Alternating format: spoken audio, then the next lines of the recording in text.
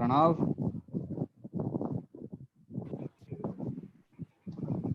अरे कोई तो बोलो। Does acceleration depend on position?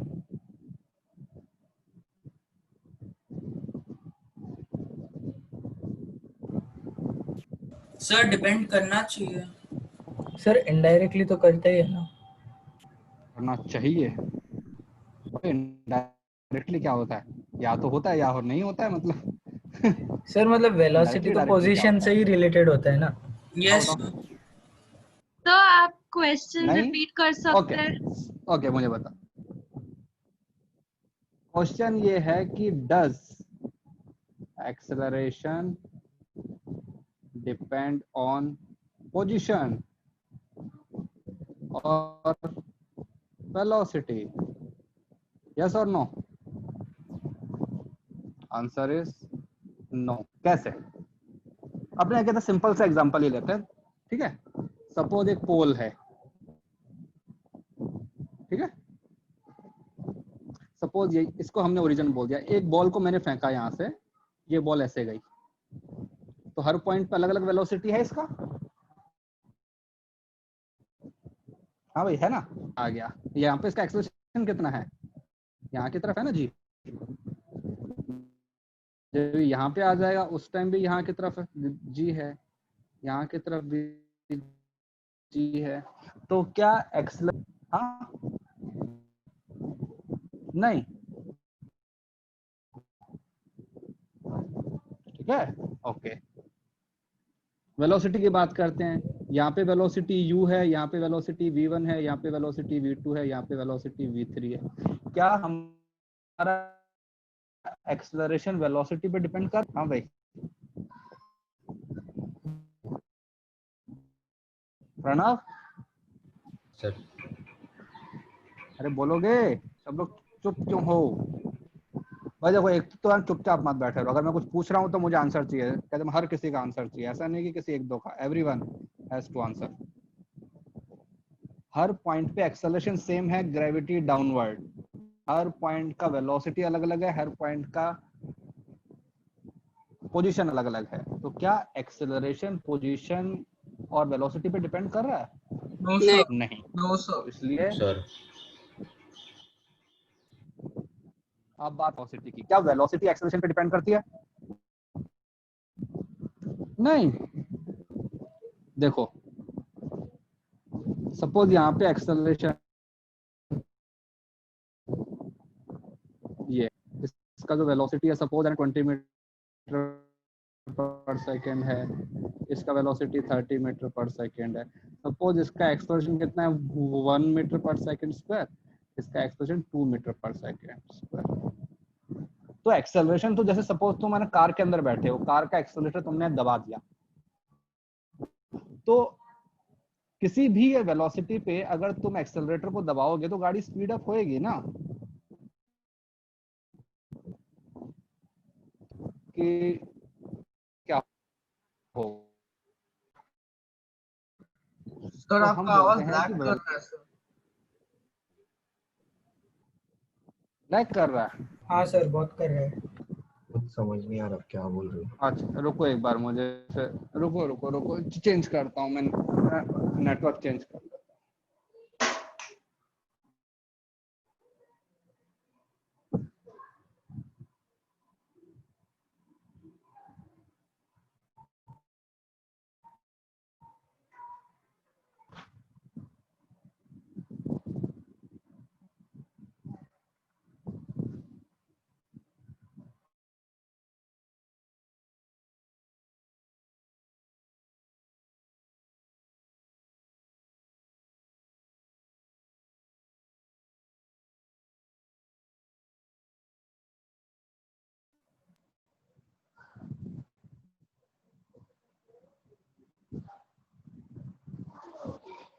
Hello,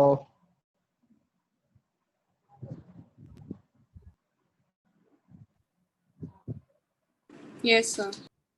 हाँ तो अभी सही है, अभी कोई प्रॉब्लम नहीं है ना? हाँ सर अभी सही है। चलो ठीक है। हाँ चलो और बताओ, और कौन सा क्वेश्चन? एक मैंने होमवर्क में कुछ क्वेश्चन दिए थे, 4-5 क्वेश्चन, वो किए?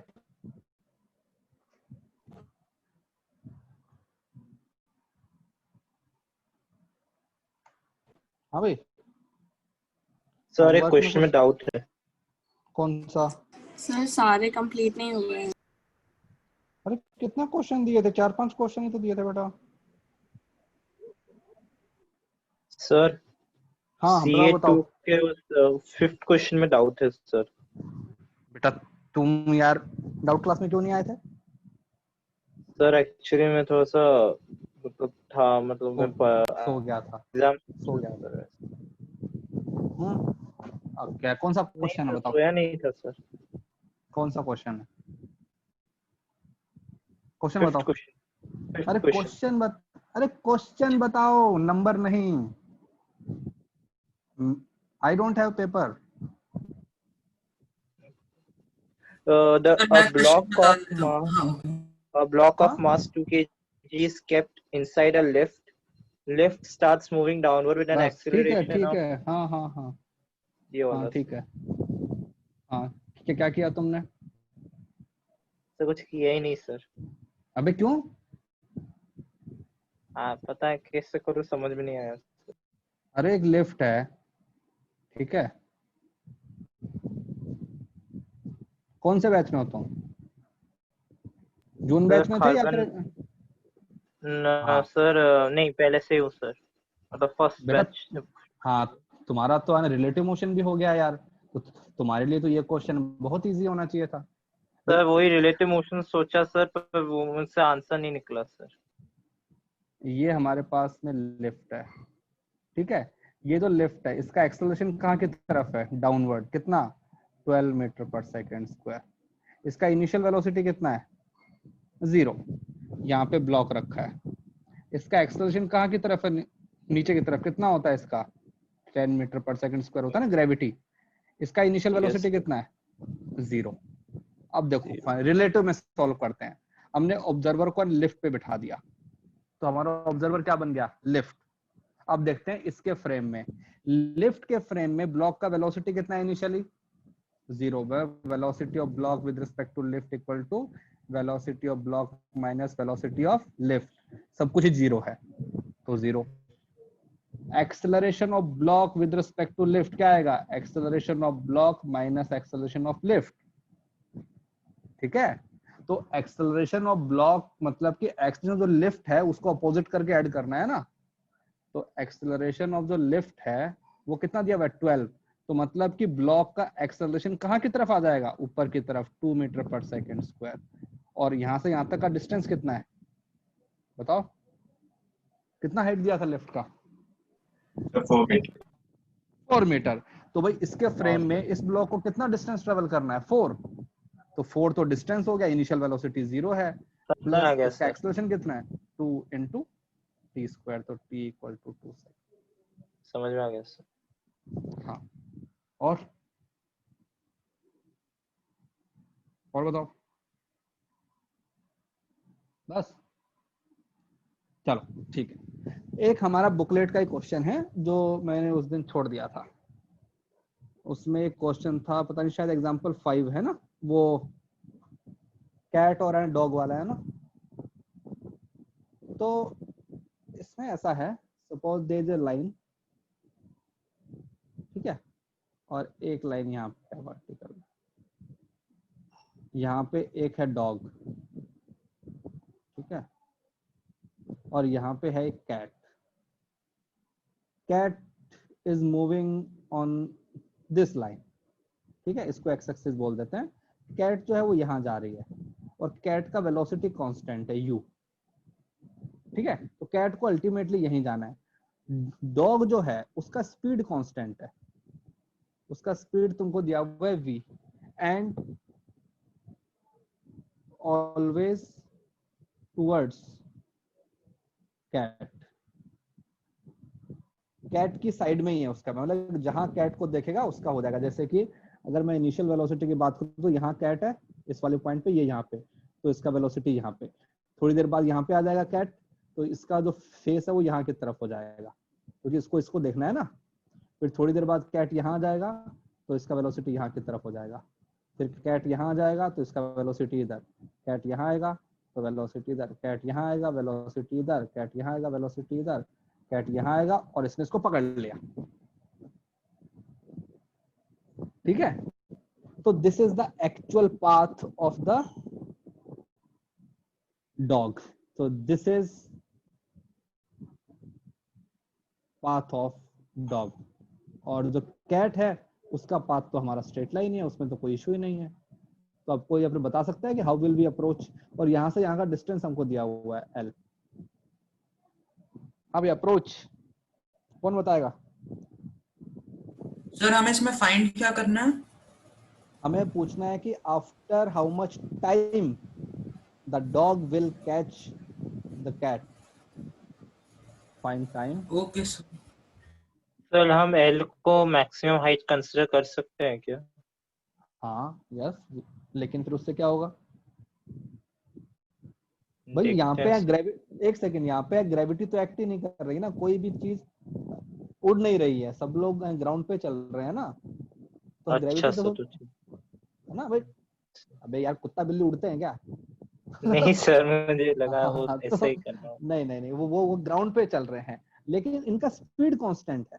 जैसे जो डॉग है उसका स्पीड v है, कैट का स्पीड u है। कैट जो है वो स्ट्रेट लाइन में जा रही है and dog is facing always towards the cat because the dog wants to eat cat. Simple. So find time when the dog catches the cat। ये हमको सॉल्व कर किस किसने ट्राई किया? सर हमें एक्सेलरेशन निकालना होगा ना सर, फिर s इक्वल्स टू ut से करेंगे तो क्या एक्सेलरेशन। हमारे एक्सेलरेशन क्या हमारा भाई, तुमको स्पीड कांस्टेंट दिया हुआ है तो एक्सेलरेशन से क्या मिलेगा? सर मोशन की इक्वेशन को इक्वेट करेंगे। ओके तो क्या can you find the equation of path of dog? क्योंकि उसका मोशन तो हर पॉइंट पे बदल रहा है। जैसे ही यहाँ पे था कैट तो उसका यहाँ की तरफ था, जैसे कैट यहाँ आया तो इधर आया, यहाँ आया तो इधर आया, यहाँ आया तो इधर हो गया। At every point of time the dog is changing the direction.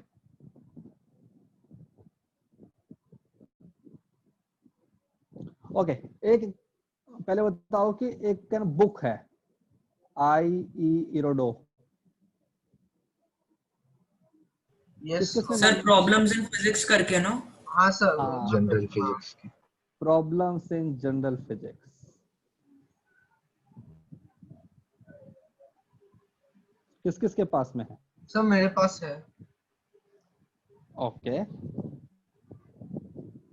कभी उसको ओपन किया? हाँ सर ओपन किया था, क्वेश्चन करने का ट्राई भी किया था, लेकिन हो नहीं पा रहे थे अच्छे से। हाँ अभी मत करना, जब तुम्हारा काइनेमेटिक्स खत्म हो जाएगा उसके बाद में ट्राई करना। हाँ सर, तो ये क्योंकि क्वेश्चन स्टार्टिंग के रिलेटिव मोशन। हाँ ये जो क्वेश्चन है ये इसी बुक का है। तो अगर कोई क्वेश्चन मतलब कि इरोडो में है, इसका मतलब होता है कि you should spend at least half an hour on that question and don't expect कि क्वेश्चन हो जाएगा। ठीक है? So question here are very high level, you can say beyond your JEE advance also। Olympiad के लिए ऐसा मतलब? yes olympiad type, लेकिन हम इनको सॉल्व करते हैं in every chapter। I will tell you which question you have to attempt from the Irodo, because हमको we have to make strong concept। अगर हम इसके क्वेश्चन सॉल्व करेंगे तो अपना कहते हैं कि जो कंसेप्चुअल चीज है that becomes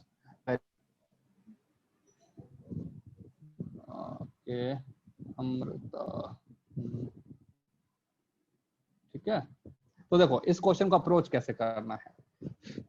तो we know that the cat will move in the straight line, क्योंकि हमको दिया हुआ कैट को तो यहीं चलना है।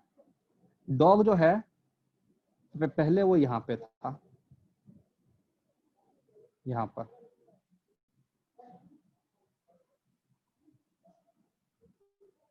और उसका जो पाथ है वो बेसिकली कुछ ऐसा होना चाहिए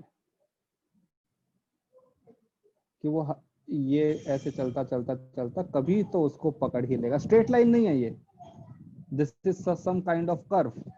ठीक है, हमको उसका इक्वेशन नहीं पता कि कौन सा कर्व है, तो ऐसा कुछ है। तो सपोज यहाँ पे आ गया कैट और यहाँ पे आके उसने उसको कैच कर लिया, तो बताओ यहाँ से यहाँ का डिस्टेंस कितना होगा? This will be u into t because the cat is moving in the straight line only. So I can say this distance will be u into t. Fine? Yes, sir. Okay. अब बात करते हैं dog की। Dog का हमको दिया हुआ है कि at any point of time, suppose यहाँ पे है हमारे पास में कैट, ठीक है, जैसे यहाँ पे हमारे पास में कैट है और उस पॉइंट पे यहाँ हमारे पास में है डॉग। तो जो कैट है उसका वेलोसिटी यहाँ की तरफ u, डॉग जो है उसका वेलोसिटी कहाँ की तरफ होगा इस पॉइंट पे? उसको तो हमेशा इसी की तरफ देखना है ना, टेंजेंशियल होगा। हाँ, तो जो इसका वेलोसिटी है डॉग का वो इस लाइन के अलोंग है और उसको मैंने बोल दिया v, जो कि दिया हुआ स्पीड कांस्टेंट है। सपोज उस पॉइंट पे ये वाला जो एंगल है वो थीटा है, तो यहाँ का एंगल भी थीटा बन जाएगा, है ना? क्योंकि अब मुझे बताओ वेलोसिटी ऑफ अप्रोच क्या होगा? इफ अगर तुम अब मैं तुमको थोड़ा सा एक बैकग्राउंड देता हूँ कि वेलोसिटी ऑफ अप्रोच क्या होता है। सपोज एक पॉइंट यहाँ पे है, इसका वेलोसिटी यहाँ की तरफ है u, एक पॉइंट यहाँ पे है v, इसकी वैल्यू दी हुई है तुमको 10 मीटर पर सेकेंड, इसकी वेलोसिटी दी हुई है 12 मीटर पर सेकेंड। तो बताओ क्या होगा इनके बीच का sir distance? 2 metre per second होगी। भाई देखो ना, वही जो है पीछे वाला पार्टिकल है उसके पास में आ रहा है ना, क्योंकि इसका वेलोसिटी कितना है 12, इसका वेलोसिटी कितना है 10। तो वेलोसिटी ऑफ अप्रोच का मतलब होता है the speed at which distance between two points is decreasing. तो ये देखो ये हो गया, ठीक है। तो यहाँ पे देखते हैं, यहाँ पे मैंने निकाला वेलोसिटी ऑफ अप्रोच, तो ये मेरी लाइन ज्वाइनिंग, तो इस लाइन के अलोंग हमारा कैट का वेलोसिटी कितना आएगा u cos थीटा, है ना? ये बन गया ना। अब बताओ what is the velocity of approach? v minus u cos theta, ठीक है। तो अगर मैं इसको इंटीग्रेट कर दूं, मतलब कि v minus u cos theta into d t, इसका मतलब क्या हुआ? v minus u cos theta है the rate at which distance between two points is decreasing, ठीक है। इसको इंटीग्रेट कर दिया, मतलब क्या हुआ? तुम दोनों अब मिल गए हो, तो जब तुम दोनों मिल गए हो तो तुम्हारे बीच का जो है इनिशियल जो तुम्हारा डिस्टेंस था वो कितना था? l था ना, ये वाला l था, और मतलब अभी कितना हो गया 0। तो तुमने कितना डिस्टेंस ट्रेवल किया है? l। तो ये हमारे पास में इंटीग्रल आ गया, तो मैं लिख सकता हूं कि l equal to integration v into d t plus नहीं minus u cos theta into d t, ठीक है। ओके, तो ये बन जाएगा l, ये जो है v, ये भी क्या है? कांस्टेंट, तो integral dt minus u cos theta into dt, तो ये क्या बन जाएगा भाई? ये बन जाएगा l equal to v t, देखो ना इसका इंटीग्रल क्या बन जाएगा? dt का integral t minus u cos theta into dt। cos theta को I cannot take out of the integral because cos theta is not constant। Fine, इसको हमने बोल दिया इक्वेशन 1। अब देखते हैं कि cos थीटा को एलिमिनेट कैसे करते हैं, ठीक है। देखो ये जो हमारा है डॉग, इसका एक्स कंपोनेंट कितना आएगा वेलोसिटी का? ये आएगा ना v cos थीटा। तो फॉर डॉग v x क्या है? v cos theta. अगर मैं इसको इंटीग्रल कर दूं vx इंटू अपना dt, तो ये क्या बन जाएगा? v cos theta into dt। इसका मतलब क्या होता है?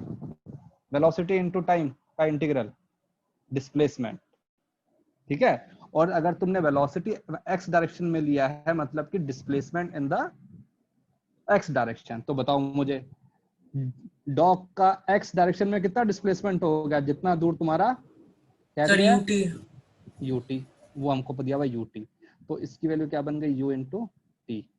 तो यहां से मेरे पास में integral cos theta into d T की वैल्यू बन जाएगी ut अपॉन v। यहाँ से ये था ना v वाला, इसको उधर ले गए, अब इस इंटीग्रल को मैं यहाँ पे पुट कर दूंगा।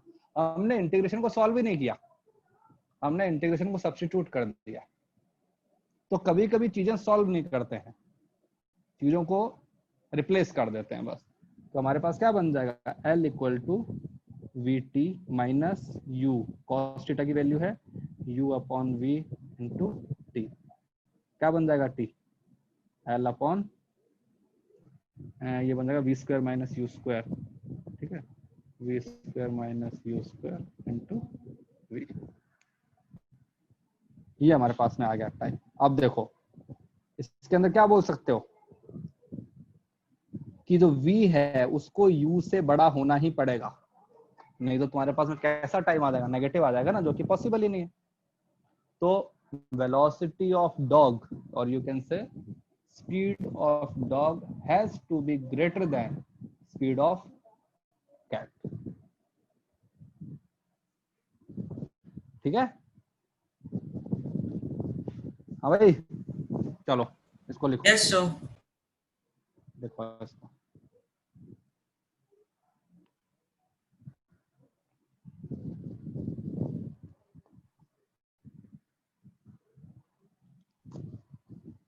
सर हाँ सर आप वो स्टार्टिंग का पार्ट वापस समझा सकते हो, वो यूटी वाला बिट, वो मेरे को समझ नहीं आया।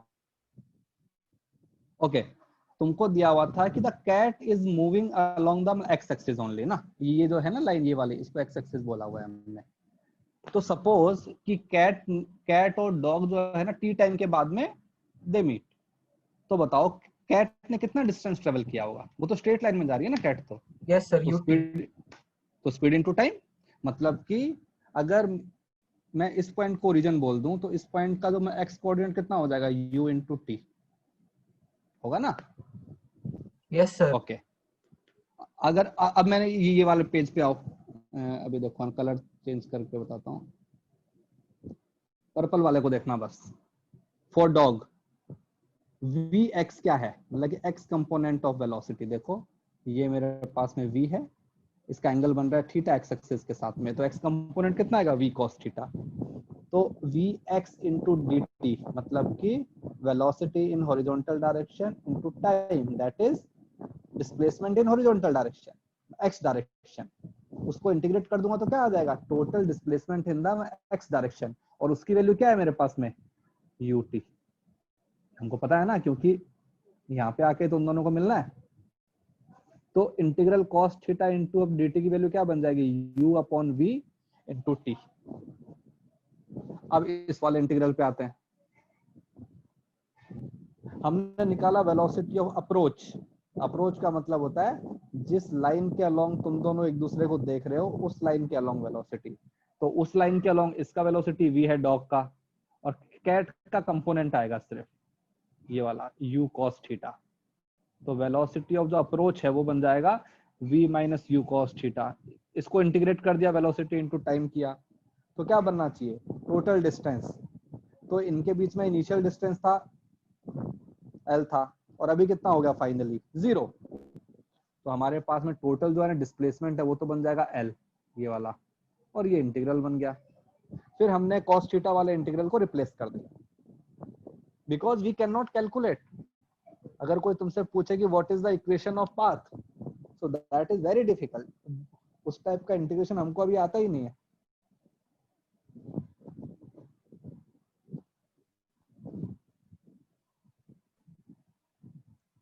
ठीक है, यस सर, गॉट इट। हाँ चलो आगे आए। सर हाँ सर इस क्वेश्चन में इनिशियल एक्सेलरेशन का वैल्यू पूछा था। इनिशियल एक्सेलरेशन पूछा है ना, तो जो हमारा ओके जो इनिशियल एक्सेलरेशन है उसको डिफरेंशिएट करके निकाल देते हैं हम। जैसे किसी भी पॉइंट ऑफ टाइम पे जो एक्सेलरेशन है, देखो एक्सेलरेशन किसका होगा, कैट का होगा या फिर कैसे डॉग का होगा, हाँ हाँ भाई डॉग का ही होगा ना, बिकॉज कैट तो एक स्ट्रेट लाइन में जा रही है ना, उसका स्पीड भी कांस्टेंट है, बट डॉग जो है वो वेलोसिटी चेंज कर रहा है। तो देखते हैं कैसे चेंज कर रहा है। तो ये देखो पहले जो डॉग था उसका वेलोसिटी यहाँ की तरफ है, राइट, ये, अरे यार, यहाँ की तरफ ये, ठीक है, उसका मैग्नीट्यूड कितना है भाई, v, ठीक है। थोड़ी देर बाद में आफ्टर टाइम t, ये जो कैट है ये यहाँ से यहाँ पे आ जाएगी ना, ओके, इसने कितना डिस्टेंस कहता है ट्रेवल किया होगा, u इंटू स्मॉल टाइम ले लिया dt टाइम, तो उसने इतना ले लिया। तो अब जो उसका वेलोसिटी वेक्टर है वो यहाँ की तरफ बनेगा ना, डॉग को तो अपना वेलोसिटी हमेशा उसकी तरफ रखना है, यहाँ की तरफ रखना है ना। अब यहाँ की तरफ बन गया v, सपोज इस एंगल को मैंने बोल दिया थीटा, तो बताओ what is the change in velocity. भाई एक्सेलरेशन क्या होता है, dv बाई ये ना dt, dv का मतलब क्या हुआ, वेलोसिटी में चेंज। तो मुझे बताओ कि पहला वेक्टर यहाँ की तरफ है v, एक वेक्टर यहाँ की तरफ है v, इनके बीच में एंगल कितना है थीटा, तो अपना डेल्टा v क्या बन जाएगा, दो वेक्टर जिनके बीच का एंगल थीटा है उनका सब्ट्रैक्शन करना, क्या फॉर्मूला होता है, a square plus b square v minus square plus v square minus 2v into cos theta, तो क्या बन जाएगा 2v square 1 minus cos theta, क्या होता है 1 minus cos theta, 2 sine square theta by 2। तो बेसिकली जो डेल्टा v आएगा वो बन जाएगा 2v साइन थीटा बाई 2। तो ये तो हमारे पास बन गया वेलोसिटी में चेंज। अब मैं देखो, अगर सपोज तुम्हारे पास में छोटा सा कहते ट्रायंगल होता है, तुमने अप्रोक्सीमेशन अपनों ने उसमें क्या था डिफरेंशिएशन में कि if theta is very small,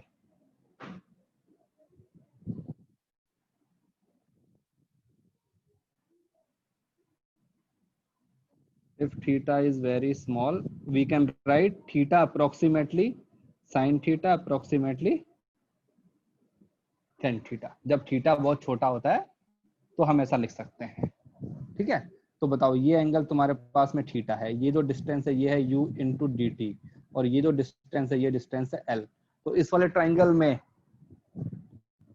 tan theta क्या बन जाएगा,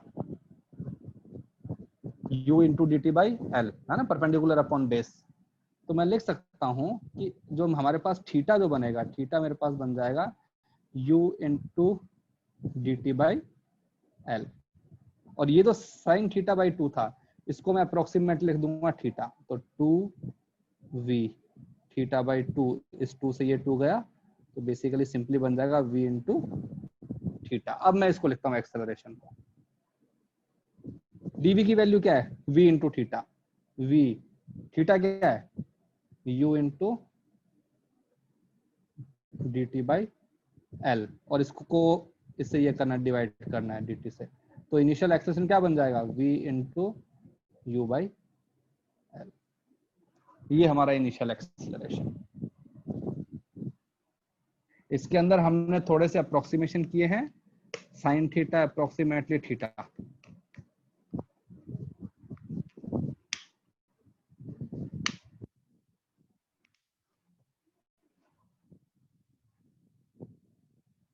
ठीक है, लिखो।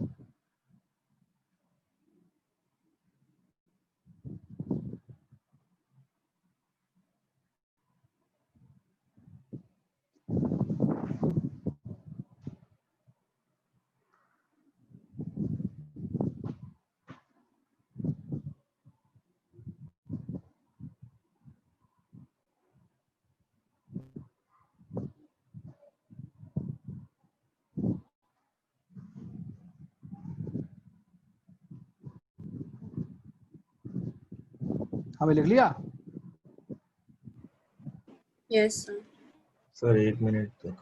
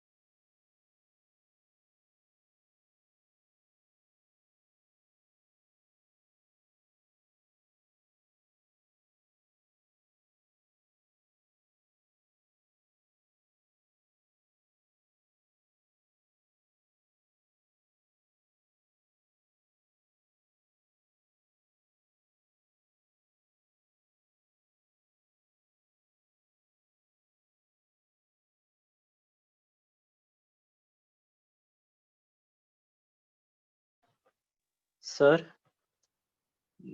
ये जो डिफरेंशियल इक्वेशन वाला जो डिफरेंशियल एक्सेलरेशन है सर, वो लास्ट टॉपिक है ना?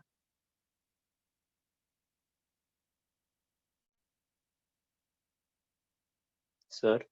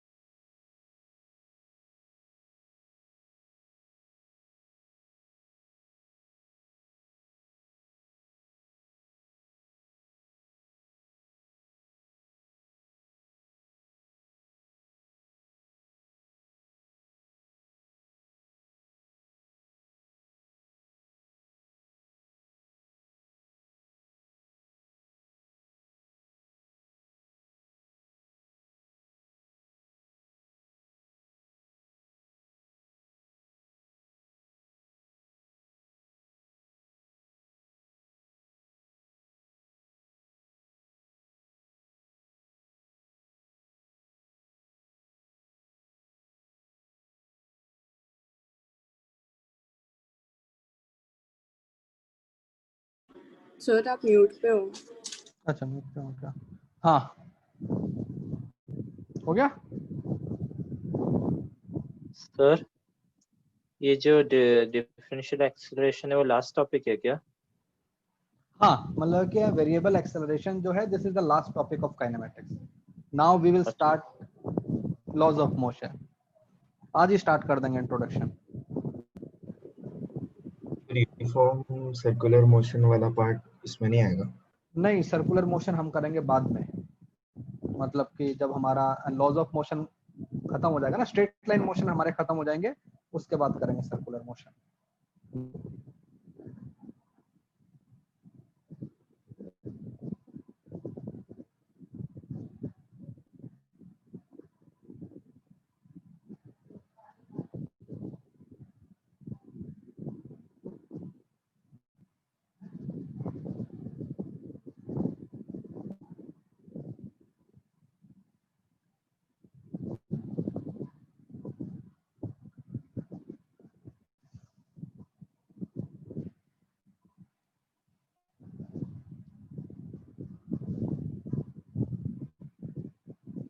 हाँ हो गया, आगे करें। हाँ भाई चलो। यस हाँ सर। Yes sir. चलो तो अब हम स्टार्ट करते हैं। जैसे okay, first go to back. What was the definition of kinematics? कौन बताएगा? Sir, study of motion without studying the causes of the motion. Studying of motion with maths, applying maths. नहीं नहीं, विदाउट नोइंग द कॉज। भाई किसी ने बोला कि velocity 5 metre per second है, तो हमने बोला ठीक है तो है। भाई किसी ने बोला कि एक्सेलरेशन इसका 12 मीटर पर सेकंड है, तो हमने बोला ठीक है तो है। But now the question comes कि व्हाई। अगर कोई बोल रहा है कि वेलोसिटी इतना है, तो there has to be some reason कि क्यों। अगर कोई बोल रहा है कि acceleration 5 metre per second square है, then the question should arises as why, कैसे हुआ, किसने किया, क्यों किया। तो now we'll start that thing, so that we call laws of motion. But before that we'll come to the important term, or you can say important physical quantity of the thing, that is called force. So पहला definition आता है, what is force? Definition तो पहले आता है what is force, फिर आता है टाइप ऑफ फोर्स। हाँ भाई बताओ, what is force? Definition. Push और पुल। सबसे सिंपल डेफिनेशन जो है वो यही है कि force is nothing but push और पुल। या तो तुम किसी चीज को अपनी तरफ लेके आ रहे हो, तो तुम क्या कर रहे हो? पुल कर रहे हो, राइट। और या फिर तुम किसी चीज को दूर लेके जा रहे हो, या जिसको तुम कर रहे हो पुश, जैसे कि अपना एग्जांपल देते हैं कि ये हमारे पास में एक बॉक्स है, तुम यहाँ पे खड़े हो, ठीक है, और इसको ऐसे धक्का मार रहे हो, ये ब्लॉक यहाँ जा रहा है, तो तुम क्या कर रहे हो, पुश, राइट। और सपोज ऐसा है कि एक तुम्हारे पास में ब्लॉक रखा हुआ है, इसको स्ट्रिंग से बांधा हुआ है, एंड यू आर इसको यहाँ की तरफ लेके जा रहे हो, तो यू आर पुलिंग इट। तो बेसिकली पुलिंग का मतलब होता है टुवर्ड्स मी, ठीक है, और पुश का मतलब होता है अवे फ्रॉम मी। तो this is the simple most definition. फोर्स सर लैंडस्केप मोड पे रखो ना स्क्रीन। हाँ ठीक है, ये लो। फिर फोर्स की पहले बात करते हैं, वही force is a vector quantity. Yes, होता है वेक्टर। क्यों? We have to specify the direction कि फोर्स तो लग रहा है, कहाँ की तरफ लग रहा है, ऊपर लग रहा है, नीचे लग रहा है, लेफ्ट राइट, कितने एंगल पे, कहाँ पे। फिर आता है इसका यूनिट। क्या होता है यूनिट? न्यूटन। Newton sir. तो जनरली हम इसको रिप्रेजेंट करते हैं कैपिटल एन से, और जो सिंबल हम इसके लिए यूज में लेते हैं दैट इज कैपिटल एफ। तो जब भी मैं स्पेसिफाई करता हूं तो इन टोटल तो आई रिप्रेजेंट एफ वेक्टर, जैसे कि 6 न्यूटन, तो I have to specify I cap J cap, जहां भी आएगा वो हमारी मर्जी है, ठीक है ना। तो जैसे कि, तो अगर ये है, this is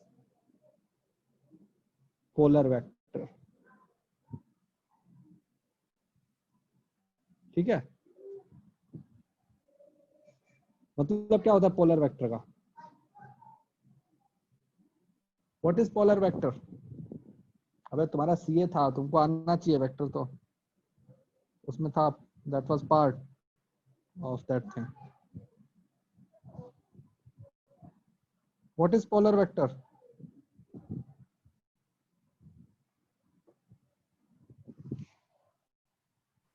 With a head. Yes, head और टेल वाला, राइट, जिसको we can represent in terms of arrow, ये वाला, ऐसे वेक्टर्स को होता है। So polar vector follows vector addition. हम वेक्टर एडिशन कर सकते हैं ना इसका, जो हमारे एडिशन वाले फॉर्मूले होते हैं। सो अगर मैं तुमसे पूछूं कि एक ब्लॉक है, इसके ऊपर यहाँ पे लग रहा है 6 न्यूटन और यहाँ पे लग रहा है 10 न्यूटन, इनके बीच में एंगल है 45 डिग्री, तो बताओ इसका रिजल्टेंट कितना आएगा? निकाल दोगे ना, लगाओगे कि R इक्वल टू रूट 6 का स्क्वायर प्लस 10 का square plus 2 into 6 into 10 into 1 by root. उसका एंगल भी आ जाएगा रिजल्टेंट का, है ना भाई? कूल। Yes sir. हाँ, तो ये हमारे फोर्स के बारे में कुछ बेसिक चीजें थी कि भाई फोर्स क्या होता है ये। अब आते हैं कि फोर्स कितने टाइप के होते हैं, बता सकते हो? How many types? बताओ, नाम बैलेंस्ड एंड बताओ। अनबैलेंस्ड। हाँ सर न्यूक्लियर फोर्स होता है, नॉर्मल फोर्स होता है, कांटेक्ट फोर्स होता है, ग्रेविटेशनल फोर्स होता है, इलेक्ट्रोस्टैटिक, मैग्नेटिक और वीक फोर्स होता है।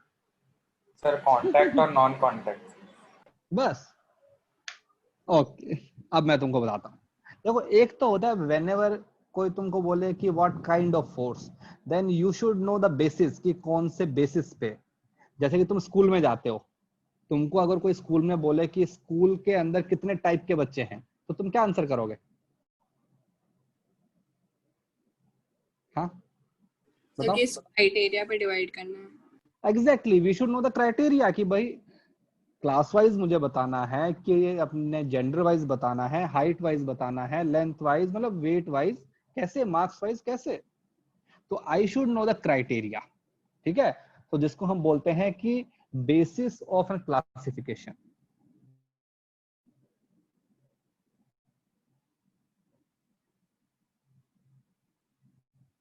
हमारा जो है क्लासिफिकेशन का बेसिस क्या है, किसके बेसिस पर तुम कर रहे हो। तो जो तुम बोल रहे हो ना कांटेक्ट, नॉन कांटेक्ट, तो तुमने बेसिस क्या बना दिया यहाँ पे कि सरफेस उसके टच में है कि नहीं। फिर तुमने बोला कि ये बैलेंस और मतलब कि अनबैलेंस, तो इसका मतलब क्या हुआ कि you are talking about the resultant, कि पार्टिकल पे जो रिजल्टेंट फोर्स अगर जीरो है तो बैलेंस्ड है, और अगर है ना जीरो नहीं है तो बैलेंस नहीं है। तो वी शुड नो बेसिस। तो तुमने जो भी बताए बेसिस 2004 कहते हैं किड्स, जो छोटे बच्चे होते हैं उनके लिए। हमारा जो बेसिस है वो अलग है। हमारा जो बेसिस है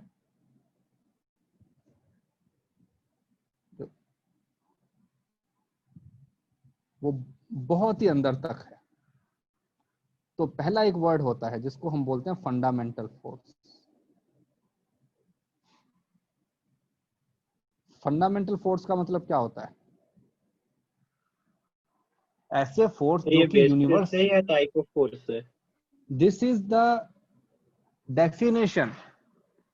कि फोर्स का एक और डेफिनेशन हम बताएंगे कि ये हम उनको कहते हैं सेग्रीगेट कर रहे हैं। तो हमने एक चीज बनाई जिसको हमने बोला फंडामेंटल फोर्स। जैसे तुमको पता है स्प्रिंग फोर्स होता है ना हाँ भाई? सर। स्प्रिंग हाँ फोर्स सर। लगाती है ना, ओके। लेकिन स्प्रिंग के अंदर कौन सा फोर्स लग रहा है ये हमको कौन बताएगा? वो ये बताएगा। तो सबसे पहले एक वर्ड काम में लेते हैं फंडामेंटल फोर्स। फंडामेंटल फोर्स का मतलब होता है which nature gives, nature has given to us।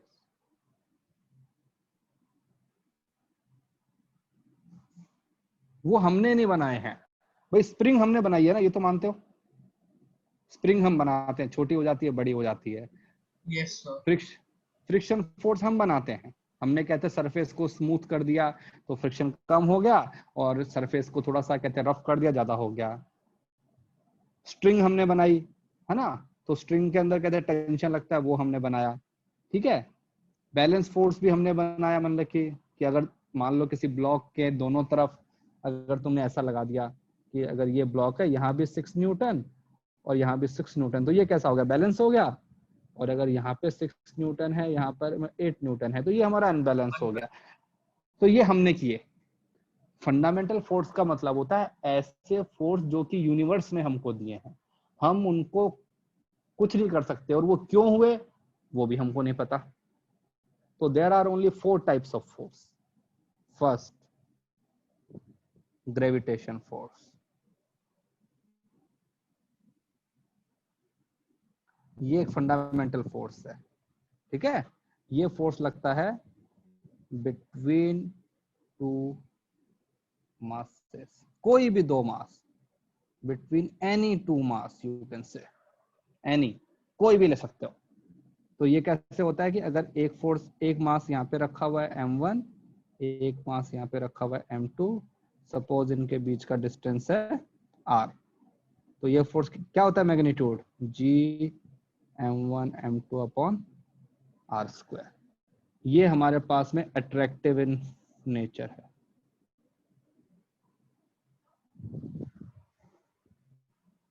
ये फंडामेंटल फोर्स है। ये हमको कहते हो ना कि नेचर ने दिया है, हमने इसके अंदर कुछ नहीं किया है। दो मास के बीच में लगेगा तो लगेगा ही। ठीक है। अब मुझे बताओ, ये जो फोर्स है इसकी जो कह दो कि इसका ऑर्डर कैसा है? ये फोर्स बहुत हाई मैग्नीट्यूड वाला है कि ये कम मैग्नीट्यूड वाला है? तो वो डिपेंड करता है मास पे। यस। तो हम इसको पता है क्या बोलते हैं? जनरली हम बोलते हैं this is low order force. मतलब अगर सपोज हमने 1 kg का मास ले लिया, तो क्या वो एक दूसरे की तरफ आते हैं? कभी नहीं, क्योंकि फोर्स बहुत ही कम होता है। तो इसमें हम एक और नोट लिखते हैं कि effective when big masses are involved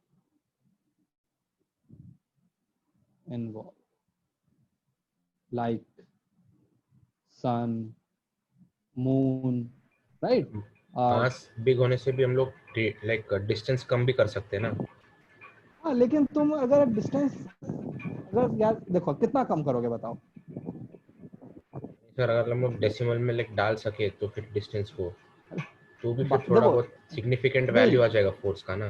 नहीं नहीं देखो, ये चीज हम जो लिखते हैं लो मतलब ऑर्डर, इसका मतलब होता है कि क्या जनरली रियल लाइफ के अंदर वो चीज कितना सिग्निफिकेंस है।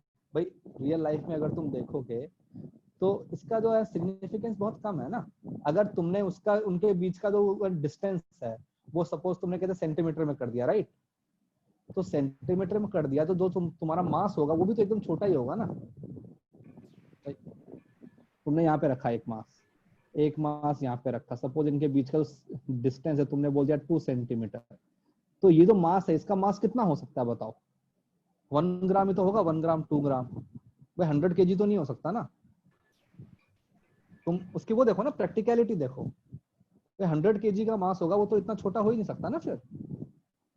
तो इसलिए हम कहते हैं कि ये जो फोर्सेस होते हैं ना, ये उसी टाइम मतलब कि है ना इफेक्टिव ज्यादा है जब तुम्हारे पास में बिग मास मतलब कि प्लैनेट वाले जो हैं वो इसमें इन्वॉल्व होते हैं। तो फिर बहुत वी कैन कैलकुलेट समथिंग, मतलब कि कुछ ना कुछ सेंस बनता है, otherwise there is no sense.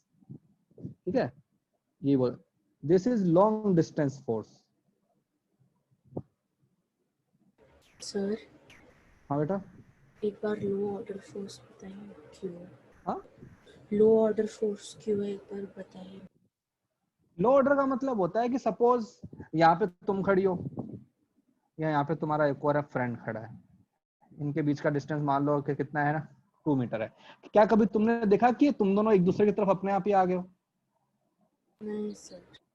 है ना, मतलब कि फोर्स का जो मैग्नीट्यूड है वो कम है, इतना हाई नहीं है। Okay sir, thank you. Yes, इसका मतलब होता है ऑर्डर। तो ये जो टर्म है जनरल टर्म है ये। भाई लो और हाई तो रिलेटिव क्वांटिटी है ना भाई, किसी के लिए तो 100 ग्राम भी कम है, किसी के लिए 100 केजी भी ज्यादा, मतलब ऐसा हो सकता है। तो ये हम एक अब जनरली बात कर रहे हैं। लॉन्ग डिस्टेंस फोर्स का मतलब क्या हुआ?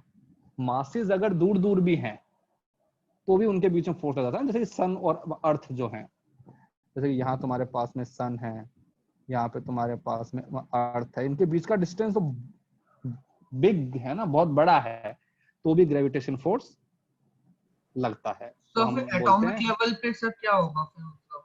एटॉमिक लेवल पे भी लगता है, लेकिन कहता हूं कि ज्यादा डिस्टेंस है तो भी लगता है। भाई तुम बताओ ना, अगर मतलब एटॉमिक लेवल पे लगा तो एटॉमिक जो पार्टिकल है उनका जो मास तो और भी कम होता है ना। हाँ सर। तो मास भी कम हो जाएगा तो डिस्टेंस भी कम हो जाएगा, क्या फर्क पड़ेगा? हाँ सर। ठीक है ना। तो ये कहते हैं, और ये हमेशा अट्रैक्टिव वाला होता है, रिपल्सिव नहीं होता। सेकंड फंडामेंटल फोर्स जो होता है वो हमारे पास में आता है इलेक्ट्रोमैग्नेटिक। इसको इलेक्ट्रोमैग्नेटिक बोल दो या फिर अपना इलेक्ट्रोस्टैटिक बोल दो, क्योंकि इलेक्ट्रिक फोर्स और मैग्नेटिक फोर्स जो होते हैं वो आपस में कन्वर्टेबल होते हैं। ये एक ऐसा फोर्स है जो रेफरेंस फ्रेम पे डिपेंड करता है। ये हम अगले साल देखेंगे जब हम मैग्नेटिज्म स्टार्ट करेंगे, तो उसमें ये बताऊंगा कि मैग्नेटिक फोर्स रेफरेंस फ्रेम पे डिपेंड कैसे करता है। तो ये देखो इलेक्ट्रोस्टैटिक्स, ये जो फोर्स लगता है this is between two charges. तो ये Q1 तो हम लिख सकते हैं कि बिटवीन टू चार्जेस। ठीक है, ये हमारा अट्रैक्टिव भी हो सकता है, रिपल्सिव भी हो सकता है। ठीक है, अगर तुम्हारे सेम चार्ज हैं तो ना रिपेल करता है, तो इसका फॉर्मूला ये होता है। अगर सेम चार्ज है तो ना रिपेल करेगा, और अगर अपोजिट चार्ज है तो अट्रैक्ट करेगा। ठीक है, अगर मैं इसकी बात करूं, ये फोर्स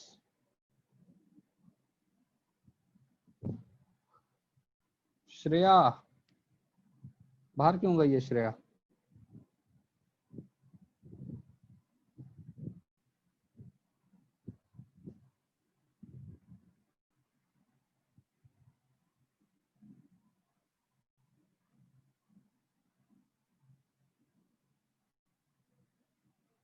ठीक है, ये जो फोर्स है ये हम बोलते हैं this force is not long distance force.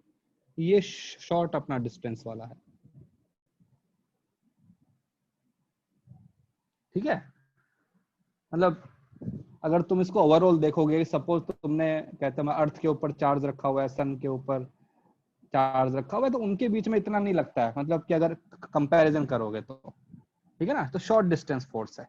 आगे मैग्नीट्यूड कितना होता है ये अपने अगले साल देखेंगे इलेक्ट्रोस्टैटिक्स में। ये दोनों फोर्स ही हम पढ़ते हैं। We study only these two forces.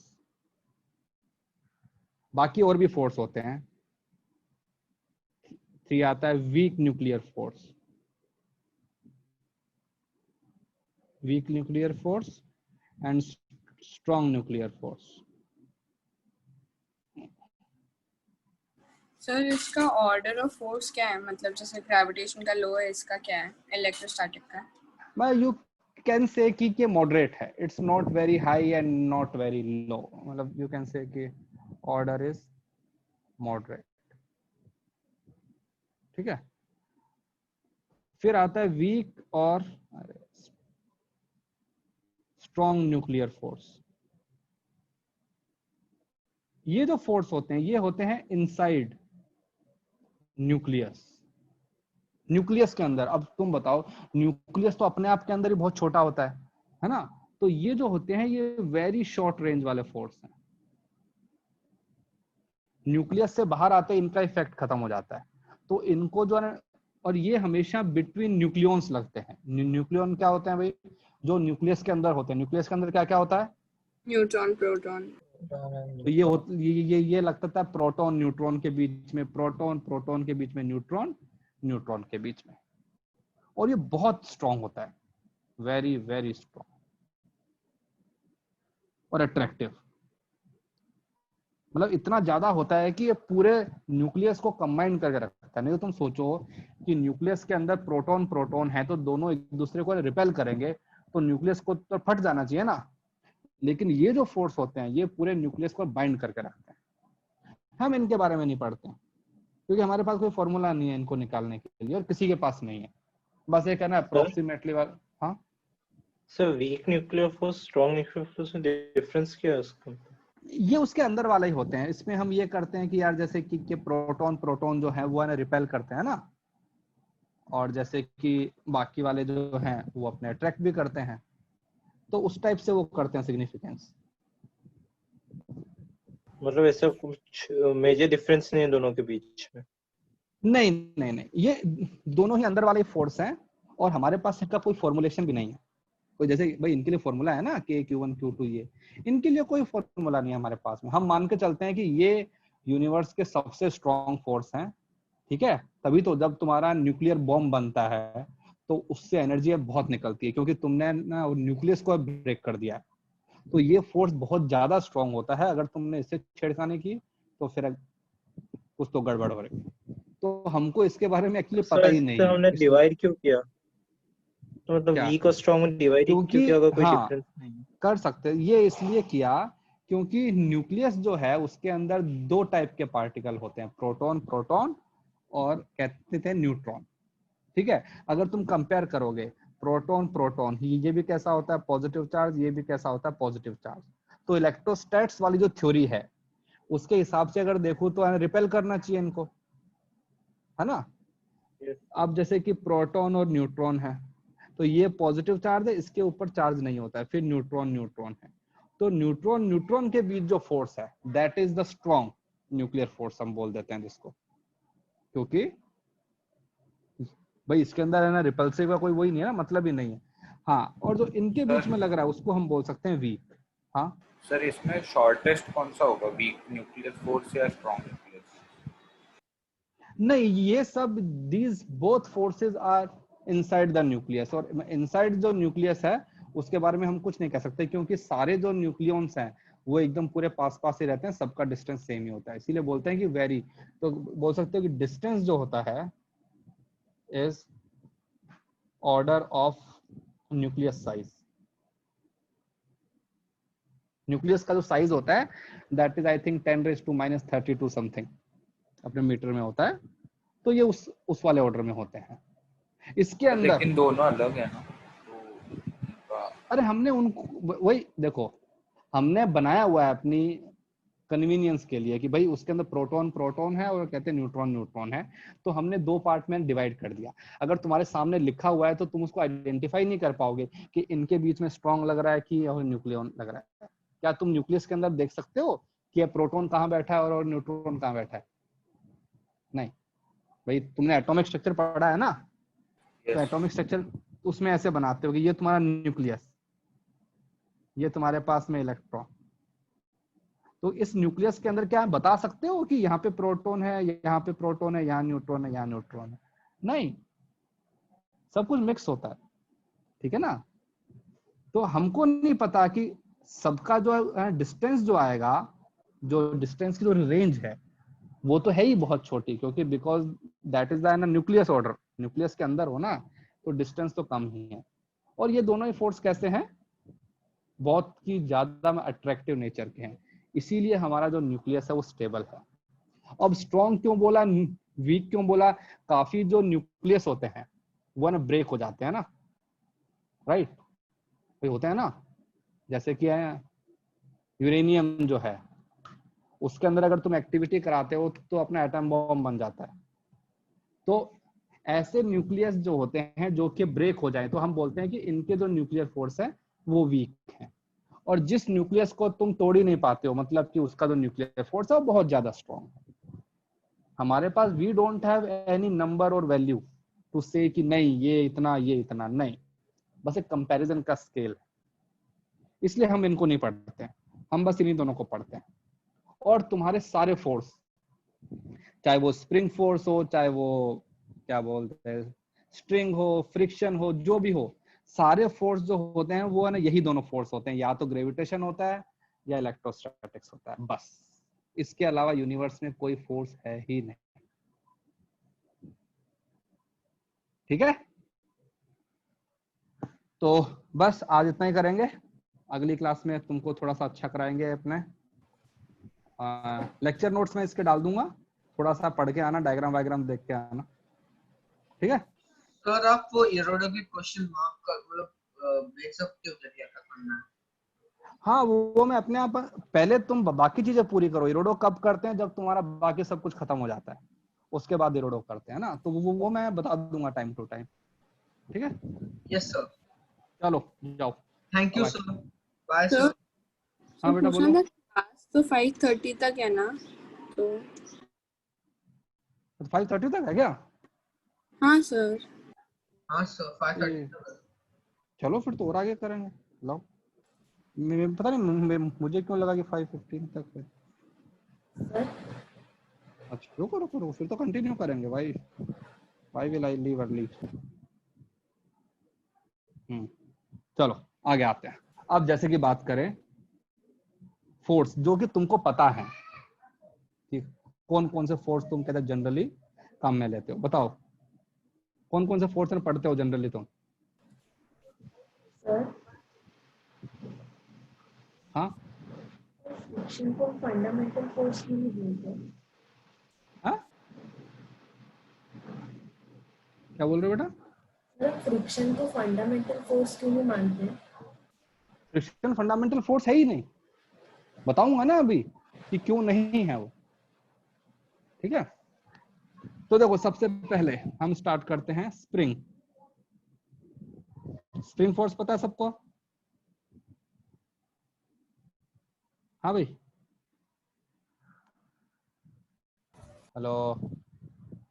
Yes sir. Spring का एक तो अब हम जो काम में लेंगे, स्प्रिंग को हमेशा ऐसे बनाएंगे, ये है ना स्प्रिंग का सिंबल है, अगर कहीं पे ऐसा बना हुआ है that means this is spring. एक स्प्रिंग को हम ऐसे रखते हैं, इसका मतलब है कि स्प्रिंग चुपचाप रखा हुआ है, इसको बोलते हैं नेचुरल लेंथ।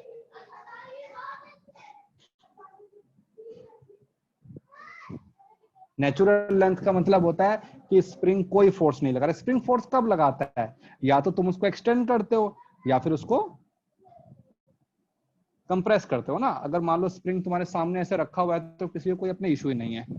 अब अगर मैंने इसको कंप्रेस किया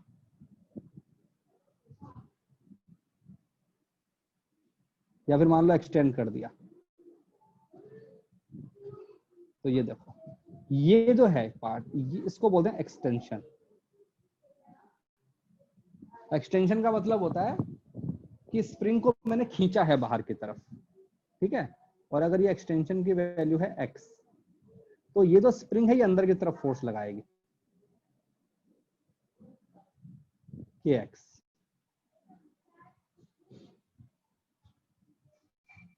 where k is the spring constant हम बोलते हैं।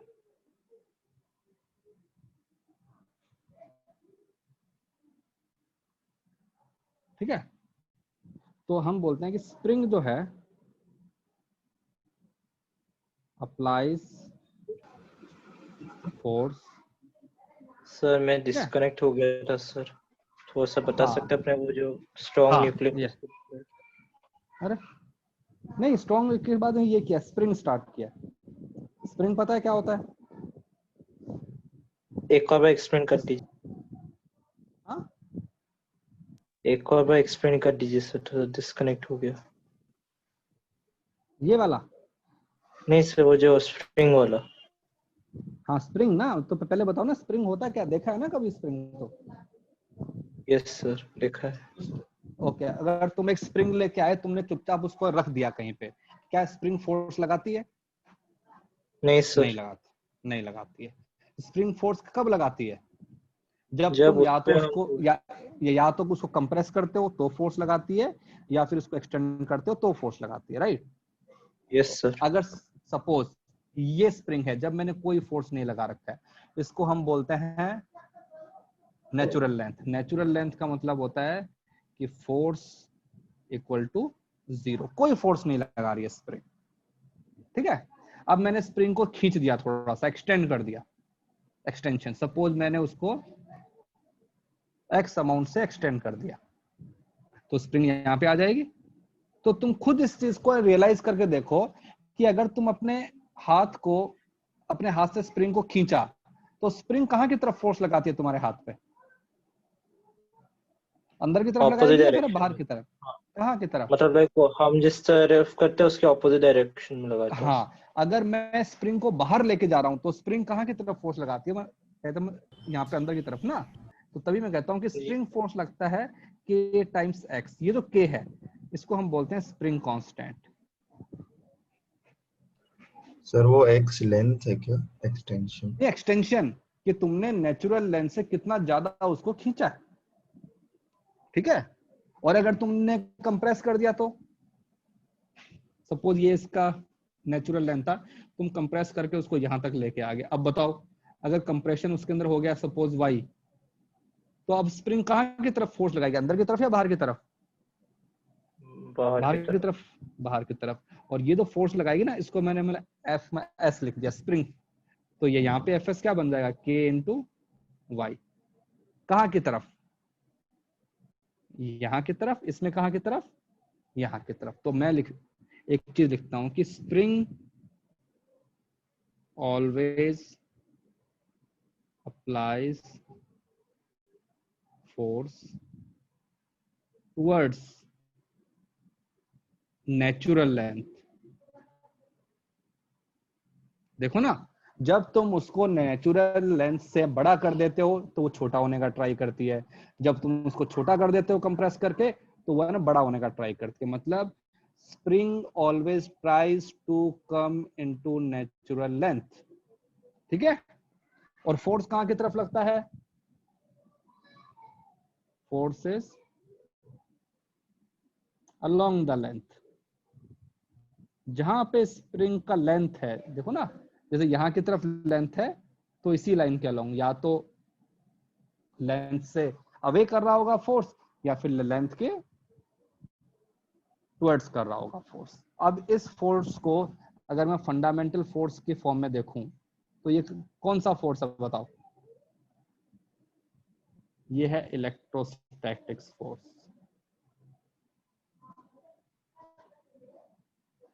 ठीक है।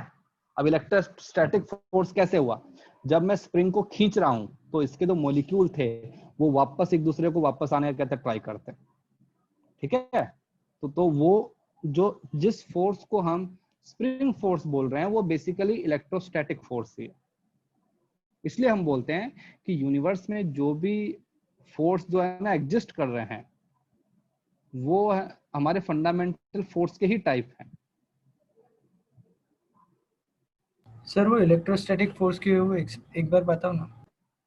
भाई देखो स्प्रिंग जो होती है उसमें ऐसा हो, भाई एक सिंपल सा एग्जांपल लेता हूँ ना, जैसे एक यहाँ पे है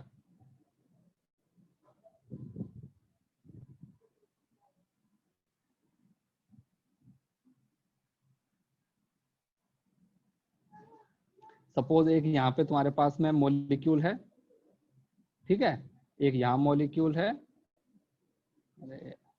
एक यहाँ मॉलिक्यूल है, ये हमने एग्जांपल लिया है बस, ठीक है। सपोज इनके बीच का डिस्टेंस है r और इनके बीच का डिस्टेंस भी है r। तो बताओ हमारा जो स्प्रिंग है उसका कितना लेंथ है टोटल? अगर मैं इसको स्प्रिंग के फॉर्म में ले तो what is the distance? 2r हो गया ना? Yes sir. ओके अब अगर मैं इस वाले पॉइंट को खींच के लेके जाऊं, इसको खींच के मैं यहाँ लेके आ गया, मान लो जो मॉलिक्यूल है इसको खींच के मैं यहाँ लेके आ गया, यहाँ पे, ठीक है, यहाँ वाला फिक्स ही है,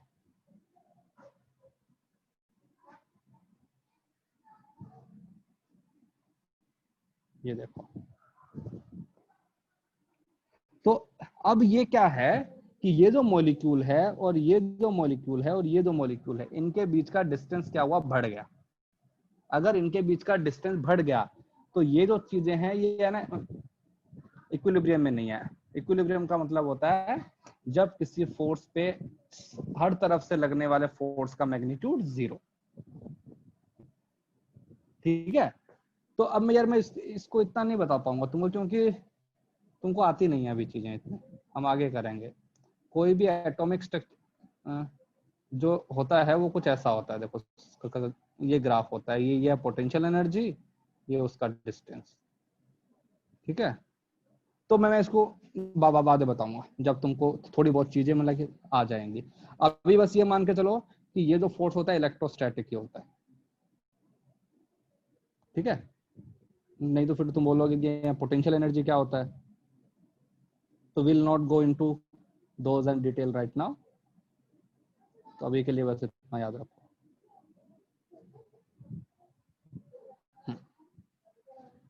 तो ये हमारे पास में पहला फोर्स है। सेकंड फोर्स हमारे पास में और कौन सा सुनते हो तुम लोग? हाँ भाई, टेंशन सुना है? Yes sir, tension force. Tension को हम जनरली रिप्रेजेंट करते हैं T से। टेंशन जो है स्प्रिंग्स में लगता है ना सर टेंशन फोर्स? हाँ स्प्रिंग में लगता है ना सर? हम स्प्रिंग वाले फोर्स को ही बोल देते हैं टेंशन, और जो स्ट्रिंग में लगता है उसको ही बोल देते हैं। सब फोर्स को टेंशन बोल देते हैं।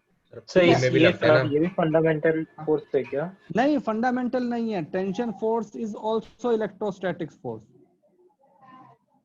तो सर आपने जो स्प्रिंग और टेंशन फोर्स जो दोनों करा है वो फंडामेंटल के अंदर नहीं है ना?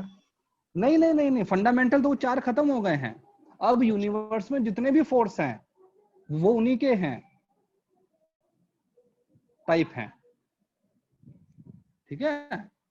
यूनिवर्स में 4 ही फंडामेंटल फोर्स हैं, वो बाकी सारे फोर्स, चाहे वो स्ट्रिंग फोर्स हो, वो टेंशन हो, वो बायंसी फोर्स हो, वो फ्रिक्शन फोर्स हो, विस्कस फोर्स हो, ड्रैग फोर्स हो, सारे के सारे फोर्स जो हैं वो उन चारों से ही बने हैं। और बेसिकली अगर तुम कहोगे कि हम जो देख रहे हैं वो तो बस 2 ही फोर्स से बने हैं, एक तो इलेक्ट्रोस्टैटिक्स, एक है ग्रेविटेशन, क्योंकि बाकी सब कुछ न्यूक्लियस के अंदर हो रहा है और हम अभी न्यूक्लियस के अंदर नहीं जा रहे, ठीक है ना। तो स्ट्रिंग जो फोर्स होता है वो कुछ ऐसा लगता है, जैसे ये कहते रोप है, ठीक है, तुम यहाँ खड़े हो, एक तुम्हारा दोस्त यहाँ खड़ा है, वो इसको इधर खींच रहा है, तुम इसको यहाँ खींच रहे हो, तो स्ट्रिंग तुम्हारा टाइट हो जाता है ना। तो बताओ ये है A, ये है B, force on A by rope का कहाँ की तरफ लगेगा? लेफ्ट में, राइट में? तुमको रोप राइट में, तुम मैन ए को रोप कहाँ की तरफ खींच रही है? राइट साइड में, राइट साइड में, ठीक है। तो हम बोलेंगे कि ये जो तुम्हारे पास में ये जो है ना, ये पॉइंट है, इसके ऊपर यहाँ की तरफ लग रहा है टी, ठीक है, ओके। सर एक और बात बताइए ना प्लीज। बेटा तुम बताओ, तुमने एक है रस्सी को पकड़ा हुआ है और तुम उसको खींच रही हो, तो है ना रस्सी तुमको किस तरफ खींचेगी? सपोज ए जो है वो तुम हो और तुमको बी जो है वो खींच रहा है अपनी तरफ, तो स्ट्रिंग तुमको कहाँ की तरफ खींच रहा है? लेफ्ट में, राइट में? राइट में। तो मतलब कि तुम्हारे हाथों के ऊपर रोप ने कहाँ की तरफ फोर्स लगाया? Right side. राइट में। तो मतलब कि इस पॉइंट ए पे जो है टेंशन फोर्स लग रहा है वो कहाँ की तरफ लग रहा है? राइट में। ये देखो ना, मतलब एरो लगा दिया मैंने और इस फोर्स को रिप्रेजेंट कर दिया टी। अब देखो, अगर मैं बात करूं फोर्स ऑन बी बाय रोप, तो कहाँ की तरफ लग रहा है बताओ? बी के ऊपर कहाँ की तरफ लग रहा है? लेफ्ट। लेफ्ट।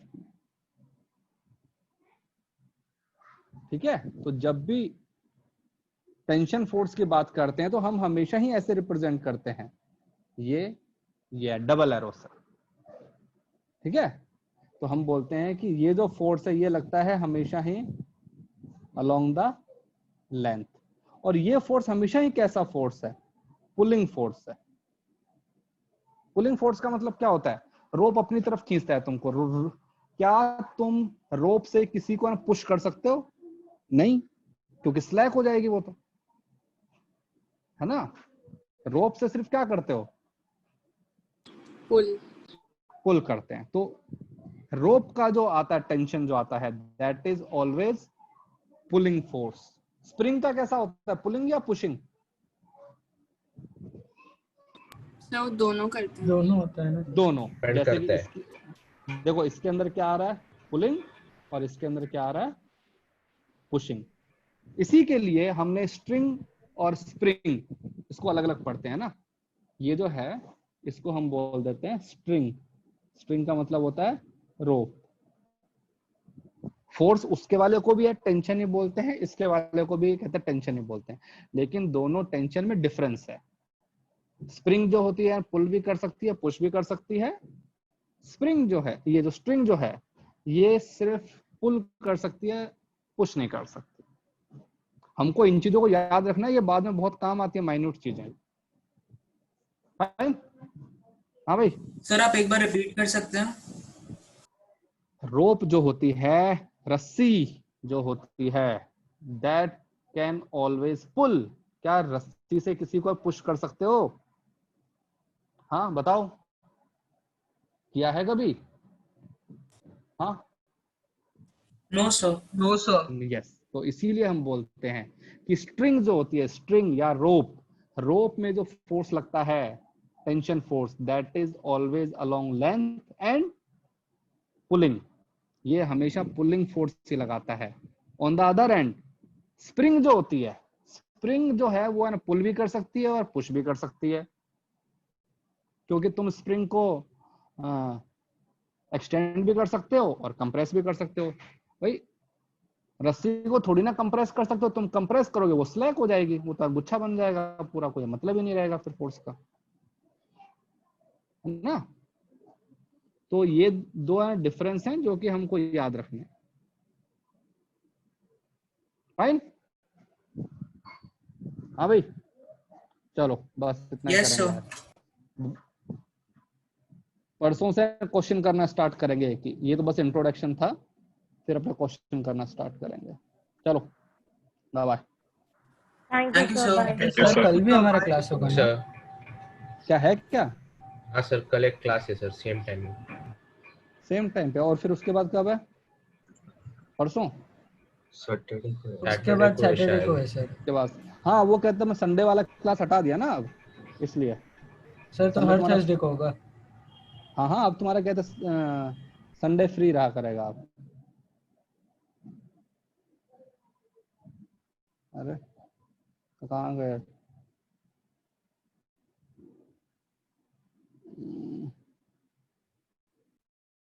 सर मतलब हर थर्सडे अब क्लास रहेगा क्या फिजिक्स का? यस, जो टाइम टेबल अभी है वो कंटिन्यू रहेगा। अच्छा, मतलब थर्सडे भी रहेगा, ठीक है। हाँ, फ्राइडे संडे नहीं नहीं है ना? रहेगा। हाँ, फ्राइडे नहीं है ना। अच्छा, कर थर्सडे मतलब पूरा सब मतलब फ्रॉम 4 यस to 9। अच्छा, अरे आज के नोट्स दे दो ना।